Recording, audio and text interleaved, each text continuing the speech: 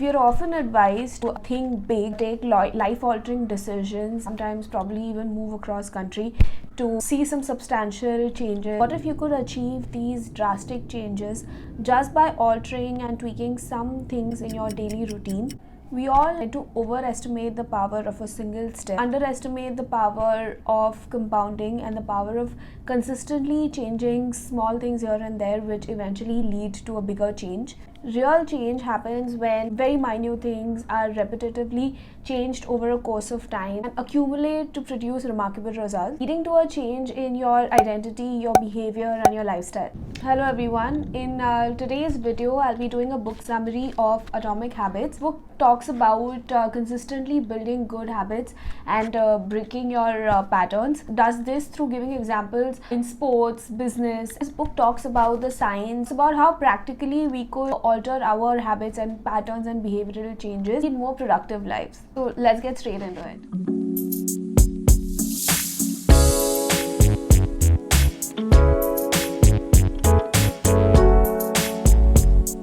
The book talks about 4 key elements. First is the 1% rule. Second is screw goals and focus on systems. Third, he talks about how it's about the identity change rather than the outcome. Fourth, the author talks about the 4 laws of behavioral change. 1% rule is even if you change 1% every day in the right direction, by the end of the year, you would have improved 37 times more by the end of the year. As the author says, that habit is the compound interest of self-improvement.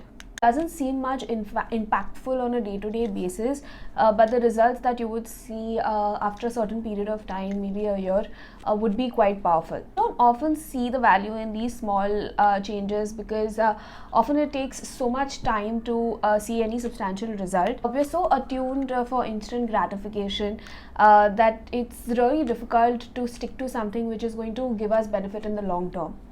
Also, the slow rate of transformation makes it easier for bad habits to creep in, like eating badly or not exercising. When we accumulate these 1% problems every day, they accumulate to a larger problem. Time magnifies the margin between success and failure. It will multiply whatever you feed it. Good habits make time your ally, and bad habits make time your enemy. Habits don't seem to make a difference until we cross a critical threshold. We expect the progress to be linear, but the key component of anything that's compounding is that the outcome is delayed. This leads to an initial value disappointment. So this value disappointment lets us to believe that we are not really making any real progress, and it takes away our interest in practicing it. But as we can see from the graph, anything that is compounding is moving in the forward direction. It just is not linear. Point number 2 is to screw goals and focus on systems. The author of the book identifies 4 main problems with goal setting. So firstly, the winner and the loser both set the same goals. Every candidate wants the job, every Olympian wants a gold medal. So it really can't be the goal that differentiates people. Secondly, achieving a goal is only a momentary change. Sure, I might be all motivated and pumped to change my habits, and today, let's say I clean my room spick and span. But if I don't address the processes and the systems and the habits that lead to a messy room, in a few days I'm going to land up in the same situation. So for me, it's important in this situation to look closer at the systems that I have in place, which lead in the same way. When we achieve a goal, we simply change our life for that moment. We do get the temporary results. Instead, we need to change the system that led to us there in the first place. Thirdly, chasing goals restricts us from being happy. Subconsciously make a mindset that till we do not achieve that goal or that milestone that we have set for ourselves, we won't gratify ourselves or we won't be happy. So we keep setting happiness aside till we achieve a milestone. And once that is achieved, sure enough, we're on to our next milestone, and again we push behind our happiness. Finally, goals are at odds with long-term progress. There's a very interesting quote in the book which says that the purpose of setting a goal is to win the game, and the purpose of setting systems is to keep playing the game. Like, let's say for an example, you're a sports person, right? So every time you go on the field to play the game, sure enough, your goal is to win the game, but every time if you just keep looking at the scoreboard and focusing on that, that's not going to help you in any way. What's going to help you is to focus on your game, focus on your strategies, play the game really, really well, and the score would then just take care of itself. So your focus should be on playing the game instead of winning it. Winning then takes care of itself. So that talks about how systems are so important in habit change. The next point is a very interesting quote from the book, which says that creating identity is the North Star of creating change. The usual approach that we take is first we work on the outcome, and then that eventually becomes our identity.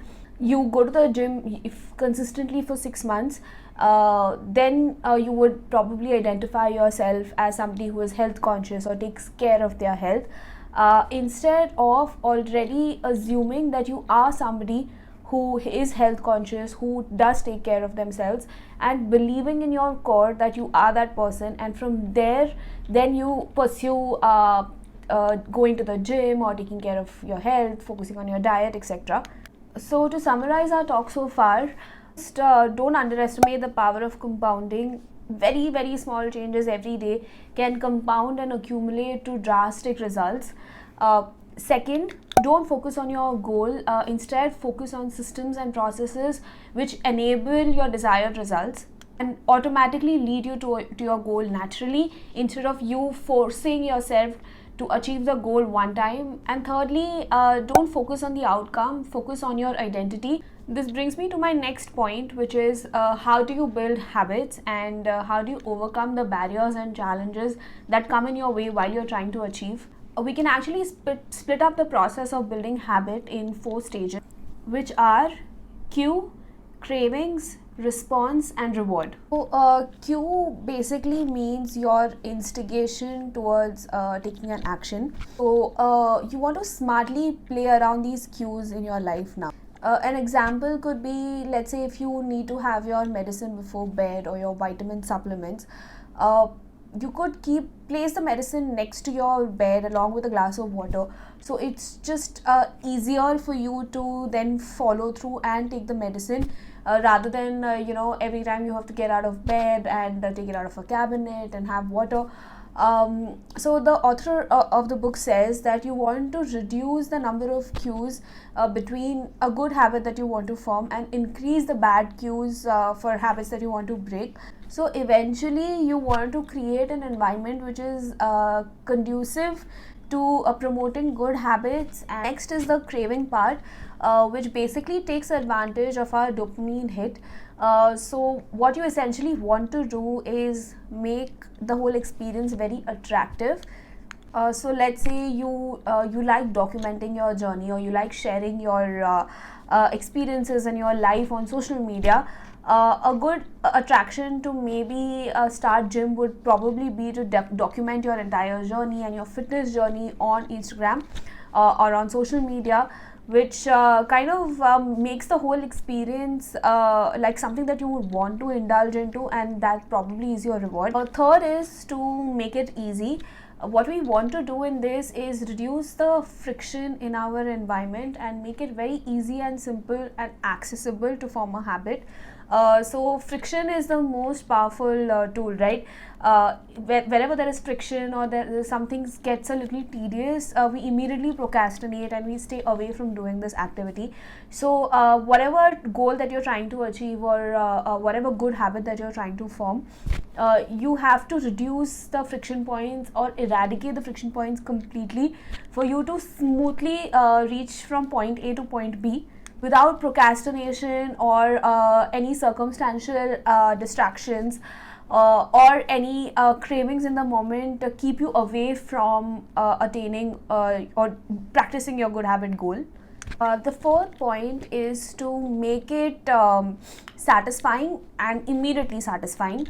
Times where instant gratification is something that we are trained for and unfortunately cannot be avoided. We all have tendencies now where instant gratification is given. I think that is instantly pacified or gratified, we tend to repeat it, and instantly punished, we tend to avoid it. The author of the book says that we have to find a way to keep rewarding us on regular intervals so that we are persistent. Forming good habits in a day or in a short span is not possible. That's just not the game. It is a long term game. For example, in your process of going to the gym, if you add, let's say you're going to meet a friend after the gym, or if you're going to have a cup of coffee, or you're going to allow yourself one cheat dessert, get rewarded in a certain way to continue doing what you're doing, and that keeps you going. It pushes you a little bit. So that is it. That's the whole summary of the book. The book basically talks about focusing on systems, processes, your daily habits that are responsible in making you a winner or a loser. When you look up to somebody and want to become like them, instead of seeing what they have achieved, you must understand what they do in their day-to-day life, how do they do certain things. It's not what you do but how you do them that makes you different. So rather than seeing, okay, this person has such a fantastic body or such a fantastic career, look closely into what do they do in terms of health on a daily basis. What do they eat, how disciplined are they, how is their workout routine, and try to make that a part of you. Identify with it and embody it completely. If you like somebody's career trajectory, don't look at what they have achieved 10 years down the line. You have to see from the get-go, from day one, what are some things that have been core to them and some things they practice till date, and try to inculcate these habits. These habits are what is going to make you, is what is going to lead you in a certain direction, is what is going to shape your personality and hence shape your future. So keep your focus on systems rather than goals, and don't underestimate the power of compounding, even if you're making very, very small changes every day. So that's it for today's video. So if there's anything that you guys would like me to talk about, please drop in the comments below, and thank you so much for listening.